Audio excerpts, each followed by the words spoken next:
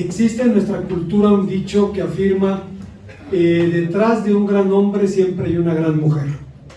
Es claro que esta manifestación, esta expresión pretende ser un premio de saliva, una medalla verbal que poca gracia hace a los cuestionamientos que el modelo patriarcal recibe en este tiempo.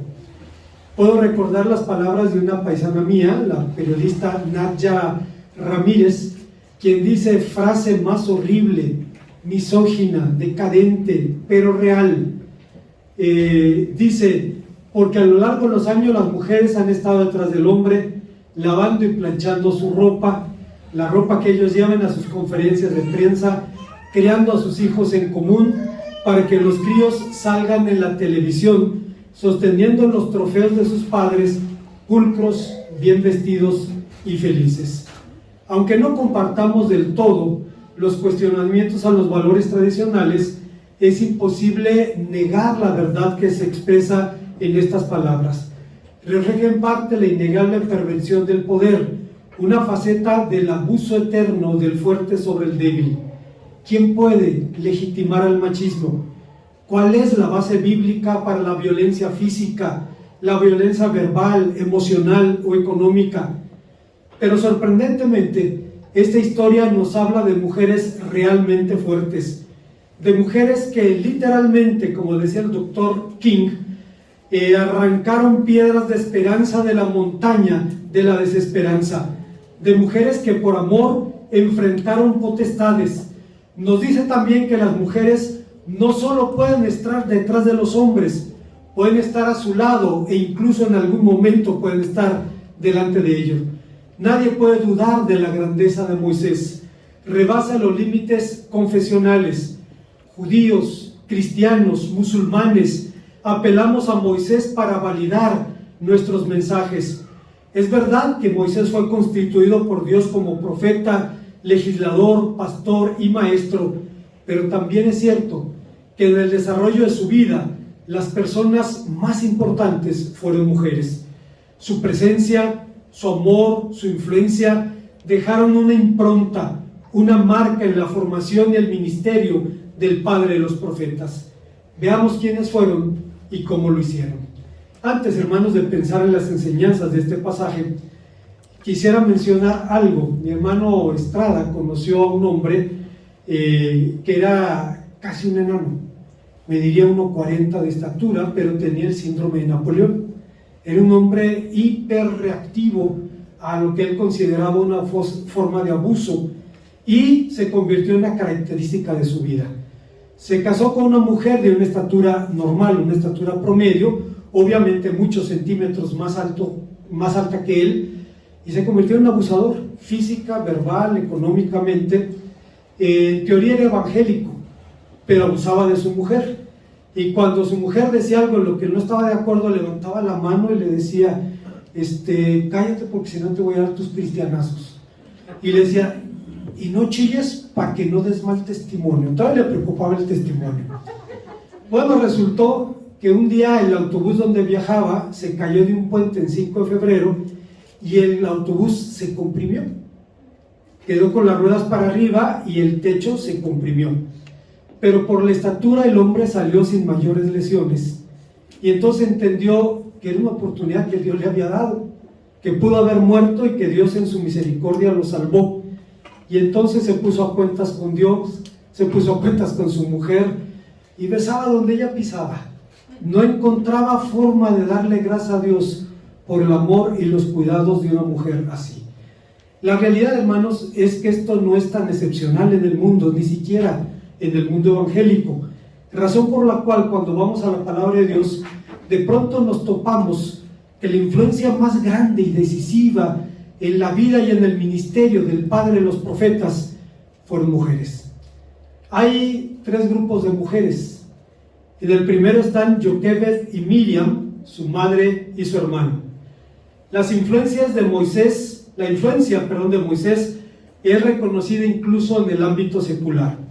En su libro Los 100 Magníficos, un escritor llamado Michael H. Hart coloca a Moisés entre los 15 personajes más influyentes de la historia. Pero para nosotros esto no es ni una sorpresa ni es tampoco nuevo, pues como antes dijimos, Moisés es honrado por las 3 religiones del libro. Moisés pertenecía a la clase sacerdotal de Israel, era hijo de Leví, y la crónica de su vida principia con una afirmación muy escueta. Un varón de la familia Leví fue y tomó a una de las hijas de Leví, la cual concibió y dio a luz un hijo, y le escondieron por 3 meses. Humanamente hablando, Moisés parecía nacer en el momento y en el lugar equivocados. Swindoll decía al respecto: el niño Moisés es su entrada en un mundo de crueldad y de dolor, esclavitud y desaliento.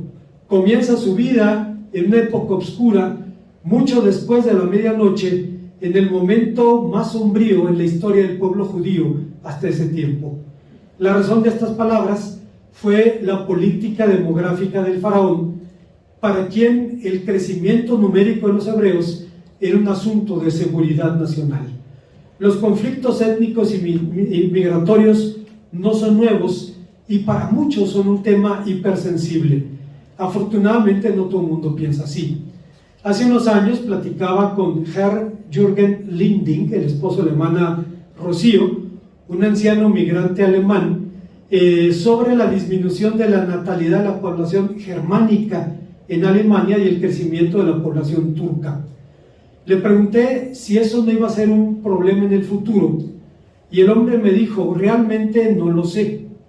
Dice: primero, tengo que reconocer que no vivo en el país y no puedo tener una opinión informada, pero puedo hablar desde mi experiencia. Dice: yo sé que esos jóvenes generan los impuestos que pagan las pensiones de los viejos. Luego me contó que en uno de sus viajes a Alemania, un amigo suyo lo recibió en el aeropuerto y le dijo: vamos a cenar. ¿Qué quiere cenar? ¿Comida turca, china o española? Y Herr Jürgen dice: quiero comer comida alemana. Le dice: lo siento, los restaurantes alemanes a estas horas están cerrados, solo están abiertos los chinos, los turcos y los españoles. Y termina diciendo: si esa gente no generara la riqueza, no sé qué sería de la sociedad alemana. Bueno, regresando a nuestro relato, la familia de Moisés estaba en aprietos. El niño nació con la espada del faraón pendiendo de un hilo sobre su cabeza, pero sus niños lo ocultaron porque, dice la Reina Valera 60, vieron que era niño hermoso. Realmente el adjetivo que se utiliza aquí es la palabra bueno, la palabra tov, pero en este contexto hermoso puede ser una buena traducción. Obviamente la razón por la que preservaron la vida de Moisés no fue su hermosura. Amamos a nuestros hijos, entre comillas, porque son nuestros, es decir, porque Dios nos los ha dado en custodia, no solamente porque son hermosos, aunque no podemos olvidar la fábula de la mamá cuervo. Usted recordará de una cuerva que dejó su nido, llegó una zorra, se devoró a los animales, y la mamá preguntaba por cuervitos con pico de ámbar, plumaje de azabache. No, yo me comí unos pelones feos, horribles. Pues esos eran los míos, ¿no? Pero para los ojos de una mamá no hay niño feo. Bueno, un erudito del pasado dijo que la belleza de Moisés era una particular seña de la aprobación divina, una señal de que Dios tenía algún designio especial para él. Nos guste o no, hermanos, el mundo funciona así. Y no es raro que algunos de los personajes de la Biblia fueran descritos como hermosos. Moisés, David, el mundo funciona así. Mi cuñado Arturo es un clon de mi esposa, ojos azules, rubia, y cuando mi suegro tenía que arreglar algún trámite en una oficina de gobierno, lo mandaba a él, y las puertas se abrían. Hermano, lo siento, el mundo funciona así. El mundo funciona así. Bueno, con toda su hermosura, el niño fue a parar a las aguas del Nilo. Aunque se ha especulado sobre si la madre y la hermana tendrían un plan B, un plan de contingencia, humanamente hablando, estaban solas. Si usted lee el relato, Amram, el padre, no estaba allí. Su ausencia se debería o a que doblaba turno en la fábrica de ladrillos o un divorcio, dice la tradición judía. Tampoco los apoyaba una organización, una Unión Nacional Femenil Hebrea, ni grupos pro vida. Pero nada de eso hubiera valido frente al hombre más poderoso sobre la faz de la tierra. Necesitaban la ayuda de alguien todavía más poderoso. Necesitaban la ayuda de alguien todavía más grande. La ayuda del Dios único y verdadero, por cuya voluntad lucharon por la vida de Moisés para que cumpliera su misión profética.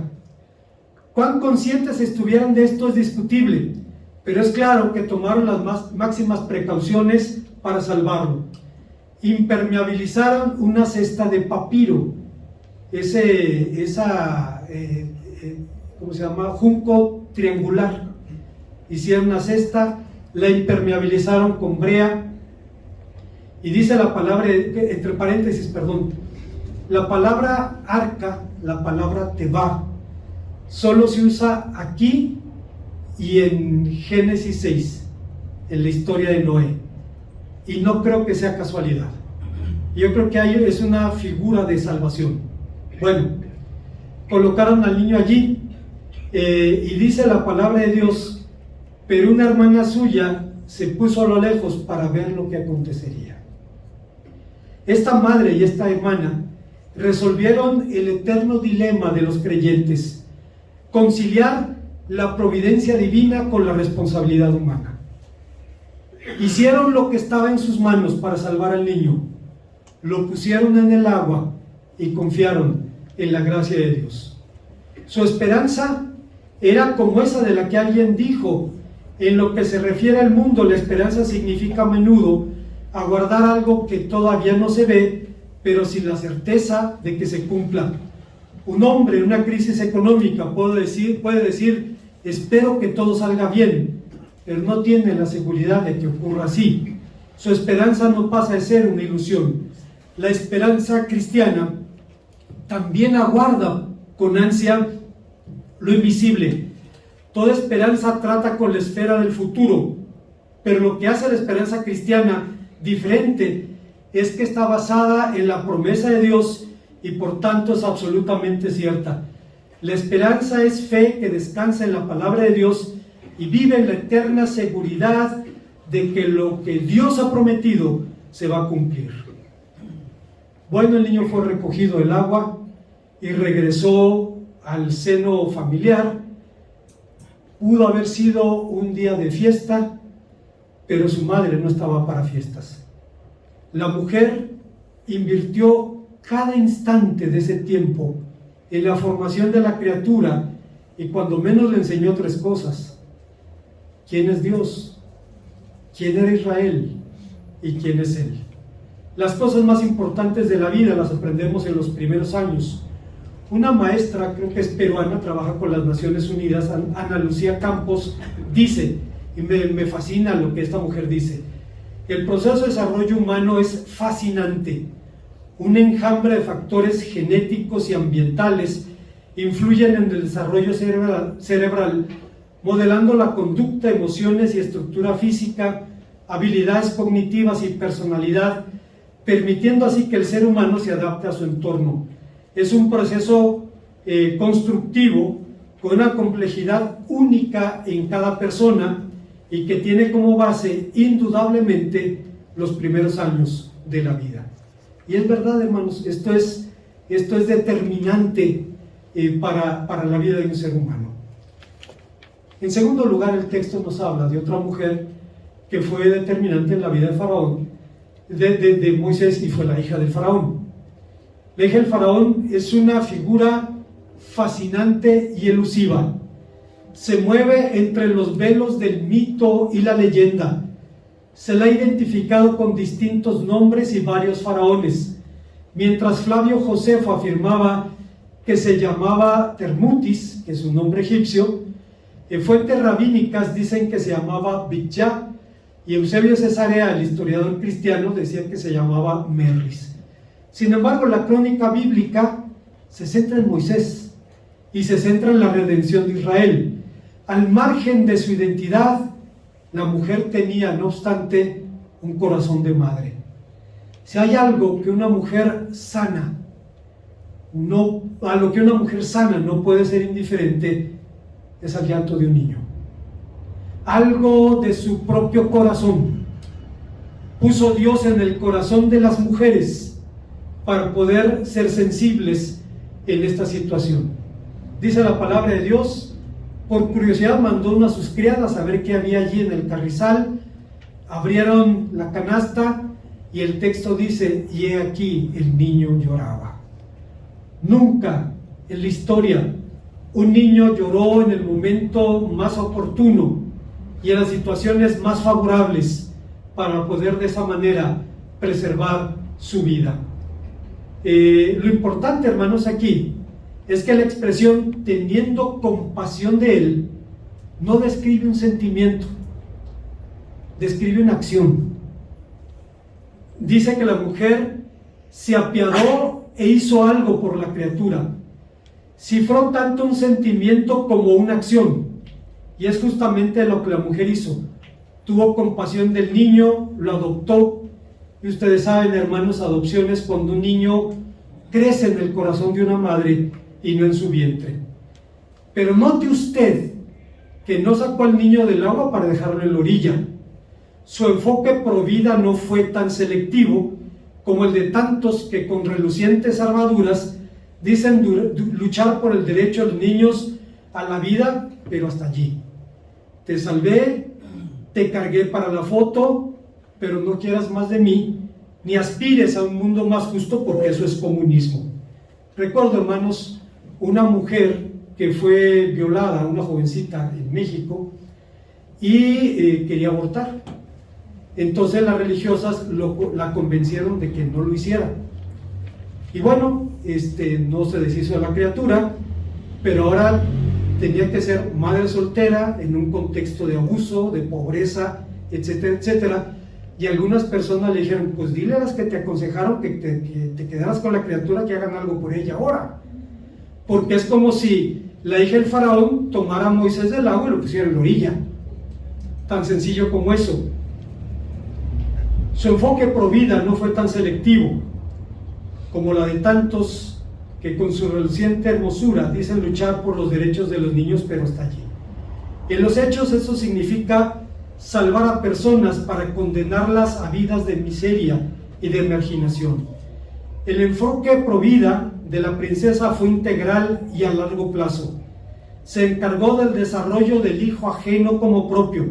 Claro, ella no estaba consciente de los alcances, negativos o positivos, de sus acciones. Agustín de Hipona decía que la protección divina fue adecuada para que con el amor y los cuidados de la hija se castigara al infanticida que había prohibido a los niños nacer. Swindoll dice sobre los segundos: el bebé Moisés abrió sus ojos en un mundo diferente al nuestro. Sus padres no lo sabían, pero el nacimiento daría inicio a una serie de acontecimientos que cambiarían el curso de la vida de individuos y de la vida de naciones. La historia giraría como una bisagra por este nacimiento y el mundo nunca fue el mismo después de él. Debo decir, hermanos, que Swindoll, un predicador reformado, conservador, tenía autoridad para hablar sobre esto porque él escribió un libro sobre el aborto, pero su casa era un lugar donde había adolescentes embarazadas esperando a sus criaturas para decidir qué querían hacer con la criatura, si quedarse con ella o adoptarla, o darle la adopción. Y yo respeto a gente así. A lo mejor hay gente que es una línea muy rígida, pero si es congruente con su línea, uno debe respetar eso. Pero el papel de Moisés en la historia sería cosa de un futuro todavía distante. De momento la princesa simplemente salvó al niño. Se habla de cierto ritual asociado con el Nilo, en el que los egipcios hacían la siguiente declaración: no he afligido a ningún hombre, no he hecho llorar a nadie, no he negado la leche de la boca de los que maman, etc. Yo no sé si esto sea así, porque me suena más al libro de los muertos, pero no tengo base para decirles está en el libro de los muertos o no. No sabemos si la mujer formuló alguna vez esa profesión, pero eso sería irrelevante, porque lo importante no sería lo que la mujer dijo, sino lo que la mujer hizo. Y lo que hizo fue movido por el corazón de una madre. La escritora portuguesa Isabel Miñós dice algo sobre el corazón de las madres que a mí me fascina. El corazón de una madre no solo es un músculo que late sin parar, es un lugar mágico donde ocurren las cosas más extraordinarias. El corazón de la madre está unido a su hijo por un hilo muy fino, casi invisible. Gracias a ese hilo, todo lo que sucede al hijo hace que algo pase también en el corazón de la madre. Cuando el hijo se ríe a carcajadas, el corazón de la madre se parte en pedazos. Cuando el hijo enferma, el corazón de la madre se llena de manchitas rojas y se hace más pequeño. Pero no se olvida de volver a crecer apenas el hijo se siente mejor. Cuando el hijo se cae, el corazón de la madre se queda blanco como un papel y se hiela y deja de latir si su hijo se pierde en una multitud. Cuando no entiende al hijo, el corazón de la madre es como un laberinto y una nube oscura pasa sobre él cuando el niño es grosero. Cuando pasa mucho tiempo sin ver a su hijo, el corazón de una madre se oxida, pero se convierte en un motor a reacción cuando es hora de ir a recoger a la criatura a la escuela. Es un avión de propulsión. Cuando un hijo dice algo gracioso, el corazón de una madre se ilumina, y cada vez que un hijo aprende una palabra nueva, en el corazón de su madre se abre una ventanita.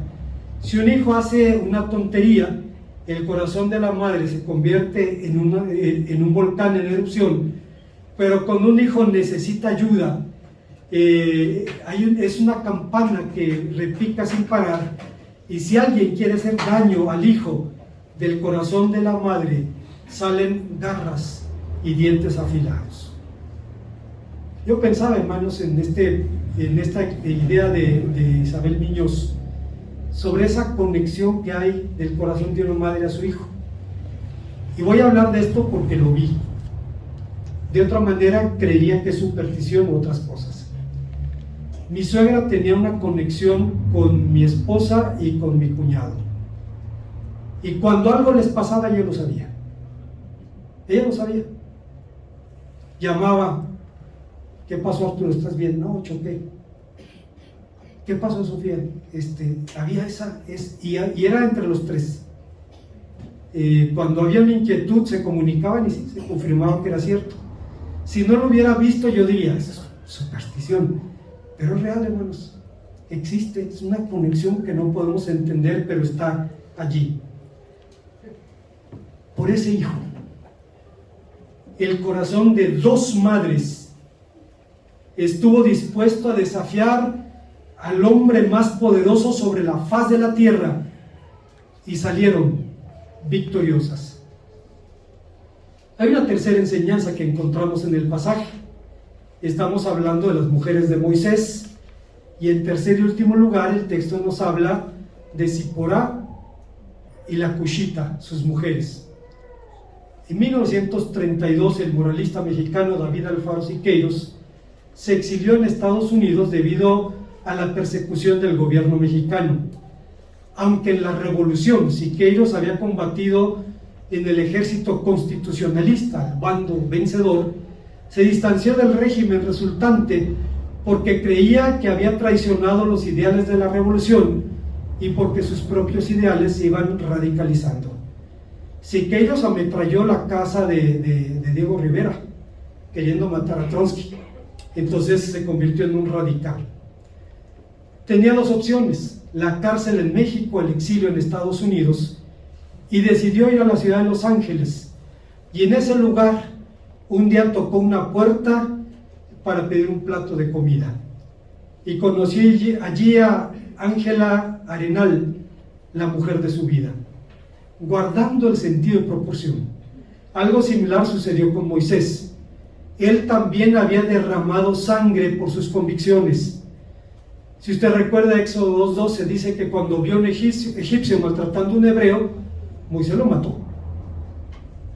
No sé cómo lo hizo, pero lo mató. Como prófugo, Moisés llegó a la casa de su futuro suegro. Del exilio, Siqueiro salió a España, se infundó en un uniforme ridículo de húsar austriaco en tiempo de la Segunda Guerra Mundial o la Guerra Española, y combatió el fascismo como teniente coronel del 8º Ejército Republicano. Moisés volvió a Egipto para luchar por la liberación de su pueblo, pero bendito sea Dios, por métodos muy diferentes. Moisés llegó a ser el hombre más manso sobre la faz de la tierra, dice Números 12:3. Aprendió la humildad de la manera más difícil. Imagínese usted, pasó los primeros 40 años de su vida creyendo que era alguien, los siguientes 40 años creyendo que era nada, y los siguientes 40 viendo lo que Dios puede hacer con un don nadie. Regresando a nuestro texto, Yitro, el suegro, recibió al prófugo, lo contrató como pastor y le pagó con su hija. Fue un gana-gana. Moisés consiguió refugio, pan y mujer, y el suegro un pastor para las ovejas y un príncipe de Egipto para esposo de su hija y padre de sus nietos. Esto no es cualquier cosa, hermanos. En el seminario tuve la bendición de conocer al doctor Pedro Larsson de los bautistas noruegos, y su convención lo mandó como misionero a México como profesor del seminario Lomas Verdes. Era un hombre que usted lo veía y irradiaba santidad. Vikingos noruegos, él y su esposa, dieron el matrimonio a su hija a un hombre afroamericano. Lo siento, algo poco común en nuestro mundo evangélico incluso. Y como alguien tenía la duda de cómo va eso, se acercó al doctor Larsson y le dijo: hermano, ¿y cómo está su yerno? El doctor Larsson le respondió: mi yerno es un príncipe en toda la expresión de la palabra, en cada aspecto de su vida. Si yo miraba a mi maestro, hermanos, después de eso dije: este hombre vive lo que predica, vive lo que enseña. De Zipporá, la mujer de Moisés, solo sabemos que su nombre significa gorrión, o tal vez mira y ve, porque se dice era excepcionalmente hermosa. Pero además de dar 2 hijos al profeta, el momento más relevante de la relación sucedió de regreso a Egipto, poco antes del inicio de Éxodo, lo que nos narra el capítulo 4 del libro. Sucedió cuando, estando en Madián, Dios dijo a Moisés: todos los que querían matarte han muerto. Y entonces, acompañado de su familia, el profeta inició el regreso a Egipto, pero de pronto, en el camino, dice el texto, Dios le salió al encuentro y quiso matar a Moisés. ¿Qué sucedió? El relato ni siquiera intenta justificar la ira divina, pero las interacciones de los protagonistas nos dan algunas ideas. Moisés iba a demandar obediencia al faraón, a decirle un ultimátum: el Señor ha dicho así, Israel es mi hijo, mi primogénito, ya te he dicho que dejes salir a mi hijo, mas no has querido dejarlo ir. Mira, yo voy a matar a tu hijo, a tu primogénito. Pero Moisés pasaba por alto su propia obediencia, la obediencia que involucraba a su hijo. Había incumplido con el precepto de la circuncisión, así que cuchillo en mano, Zipporá circundó al niño y salvó al padre. Libertó al libertador, salvó al salvador. La omisión de Moisés le aseguró entonces 2 problemas: uno con Dios y otro con su mujer. El primer problema lo resolvió la mujer. Ahora tenía que enfrentarse a ella.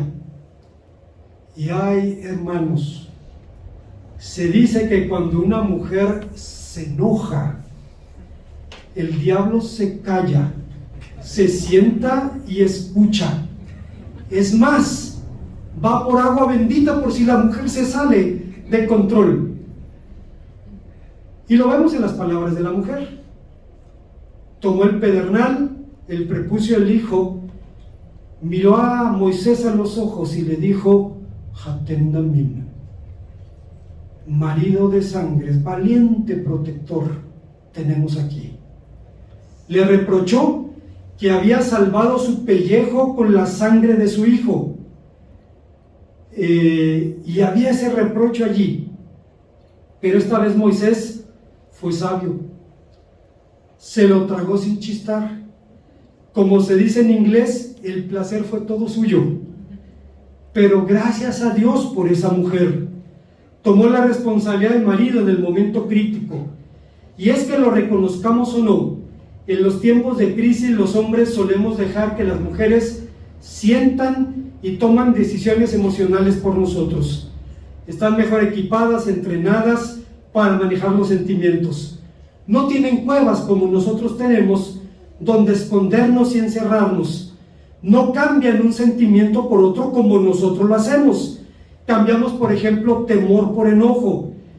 Nosotros esperamos que las cosas se arreglen solas y solo las enfrentamos cuando resulta inevitable. Esta vez Zipporá salvó a Moisés, pero no siempre se puede escapar de la responsabilidad personal. Moisés lo entendió y al final de sus días escribió el libro de las bendiciones y las maldiciones. El libro de las bendiciones de la obediencia y las maldiciones de la desobediencia en Deuteronomio 28. Otra mujer mencionada en la vida de Moisés fue su segunda mujer, una mujer cushita. Cush es el nombre del este de África y los pueblos que la habitan. Fíjense, hermanos, hace unos años vivía aquí en Querétaro Bruce Kyle, era un doctor en psicología educativa, y ejerció toda su profesión en California y decidió en algún momento retirarse en México. Bruce me dijo en alguna ocasión: de los grupos étnicos, la gente más inteligente que he encontrado en mi vida, dice, son los judíos de Europa Oriental, los chinos del norte, los coreanos, los japoneses, pero sobre ellos está la gente del este de África, del Cuerno de África. Le digo: Bruce, tienen sistemas educativos espantosos. Si no te estoy hablando de sistemas educativos, te estoy hablando de genes. Bueno, pues tuve que aceptar la palabra de un doctor. Yo no conozco la materia y él lo mencionó. Bueno, esta mujer del este de África se casó con Moisés. Si bien en la antigüedad bíblica existía la xenofobia, el racismo no. Es más, la Biblia habla con admiración de los pueblos de África. El profeta Isaías dice: gente de elevada estatura, de tez brillante, guerreros formidables desde la antigüedad. Perdón, Avi, voy a decir algo, un secreto. Los entrenadores de Avi en atletismo son afrodescendientes, cubanos. Y un día le dije: Avi, ¿te gustan los hombres de color? Y me devolvió una mirada así. Le digo: no te culpo, son superhumanos. Gente. Cuando Jorge, mi hijo, era niño, alguien le preguntó: perdón, ¿qué quieres ser cuando seas grande? ¿Negro? ¿Por qué? Cantan bien, tocan bien, hacen deporte, hacen dinero. Dice: oye, quiero ser como ellos. Bueno, sabemos, hermanos, que el conflicto de la familia de Moisés con la cusita no se debió a su color. Fue el celo y la rivalidad de sus hermanos. Y ahí lo dice claramente la Biblia. Una fuente rabínica dice que Zipporá y la cusita eran la misma. Dice: como las mujeres de África se distinguen por el color de su piel, Zipporá se distinguía por su belleza. Pero si usted sigue la cronología del libro, no hay lugar para pensar en eso. Así es que la pregunta es: ¿qué pasó aquí? ¿Segundas nupcias o por la muerte de Zipporá, que no vuelve a ser mencionada, o por un divorcio. Las fuentes rabínicas siempre hablan de divorcio, no sé por qué. Tal vez porque están conscientes de nuestra condición humana. Bueno, aunque el conflicto número 12 tuvo su origen en los celos de la hermana de Moisés, su mujer fue el blanco, y no es muy distinto en este tiempo.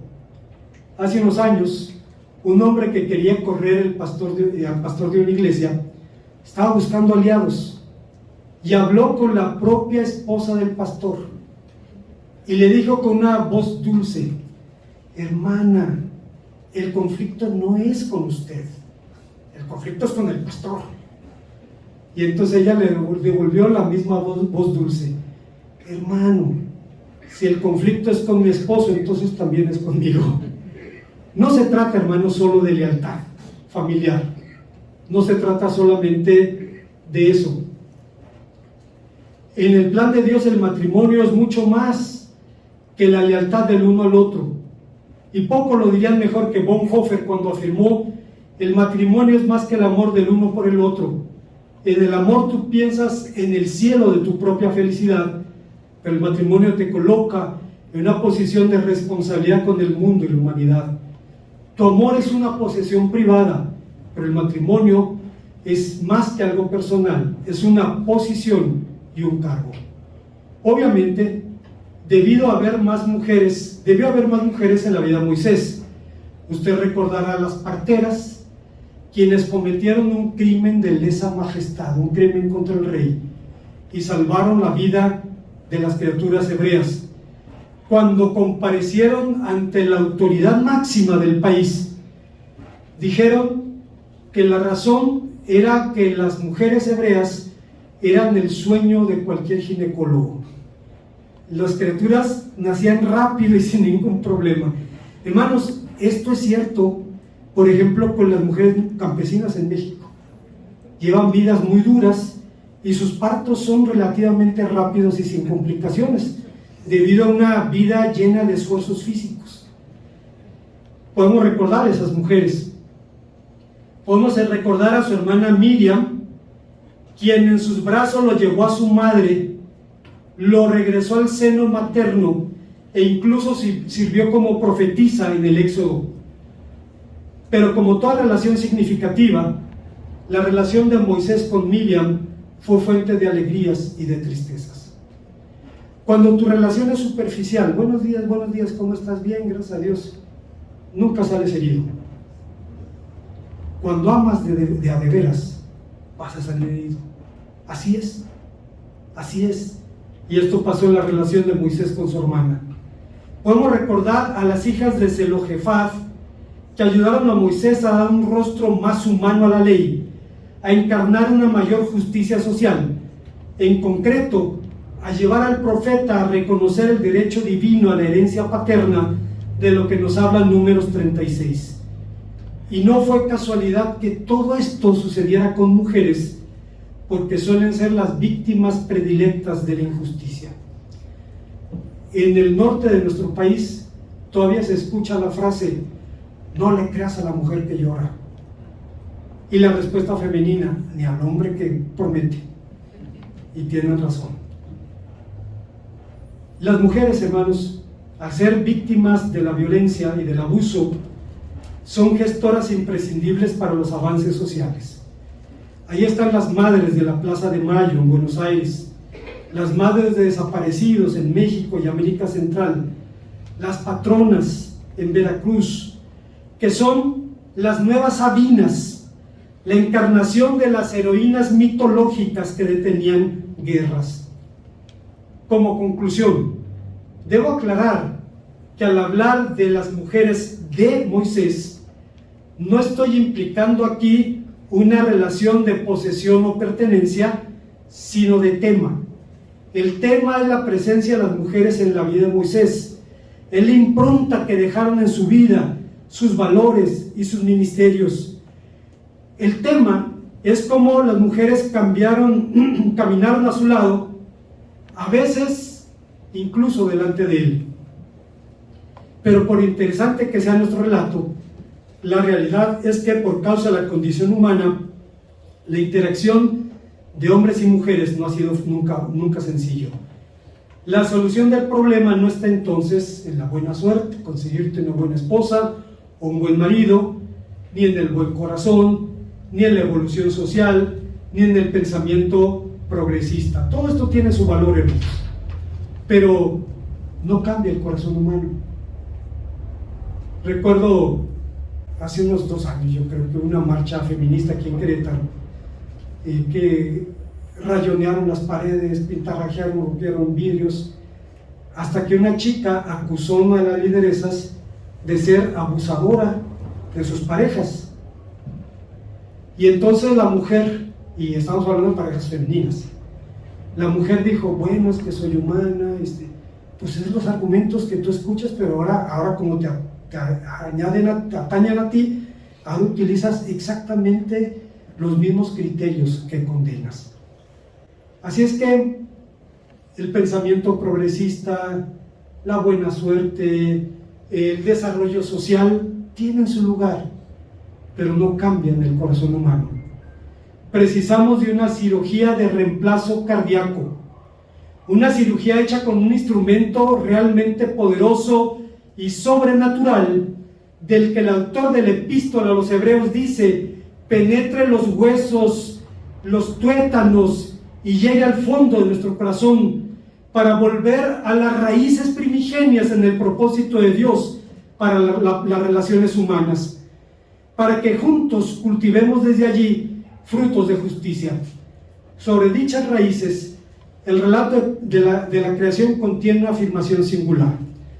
Y creó Dios al hombre, varón y hembra lo creó, varón y hembra los creó. Dice que Dios creó al hombre en 2 seres distintos, porque no quería que estuvieran solos, pues eso generaría un trágico sentido de autosuficiencia. La autosuficiencia siempre es una catástrofe moral, porque hace que amemos las cosas y usemos a las personas. Pero realmente, fuera de Dios, nadie es autosuficiente. Independencia es una palabra que no existe en la lengua del Antiguo Testamento, ni en la tradición judía, y menos aún en la Biblia. Al acercarnos en 2 seres distintos, Dios posibilitó el anhelo, el complemento, la entrega mutua, la interdependencia.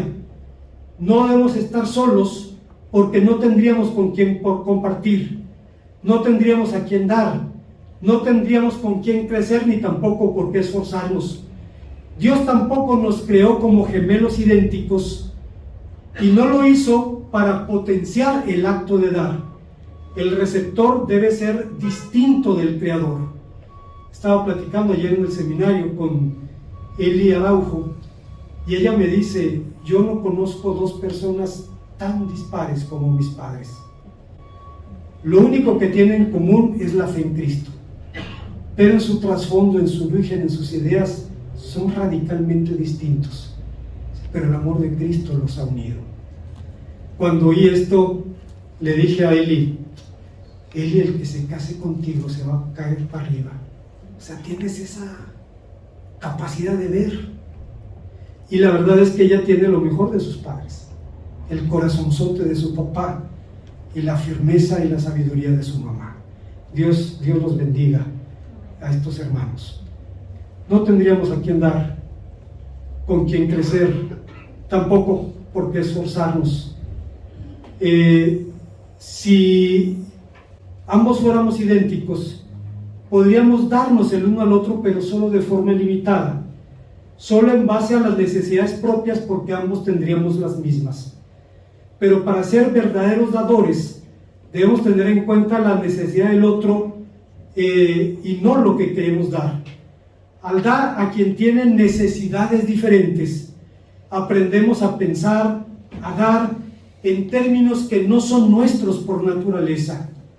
La separación debe expresarse en 2 seres distintos, y aún así puedan llegar a amarse, a dar, a preocuparse, a ocuparse del otro. Esto es fundamental en nuestro crecimiento humano, espiritual y social, no solo en el matrimonio, no solo en la iglesia, sino también en la sociedad. En síntesis, las personas más importantes en la vida del padre de los profetas fueron mujeres. Decía al empezar que todavía usamos una frase que es una medalla de saliva, un premio verbal. Detrás de cada gran hombre siempre hay una gran mujer. Mi amigo, al lado del hombre, delante del hombre, va a haber una gran mujer. Y si Dios te da esa mujer, te va a bendecir. Hermanas, yo le doy gracias a Dios por ustedes, por todas, por sus vidas, por sus testimonios, porque Dios las bendice para que sean bendición. Oremos al Señor. Gracias, Padre, una vez más por tu palabra, porque nos permites venir a ella y ver un testimonio contundente de lo que quieres y puedes hacer en la vida de un ser humano a través de su interacción con otros. Gracias, Señor, por tus siervas. Te ruego que las bendigas en Cristo Jesús. Amén.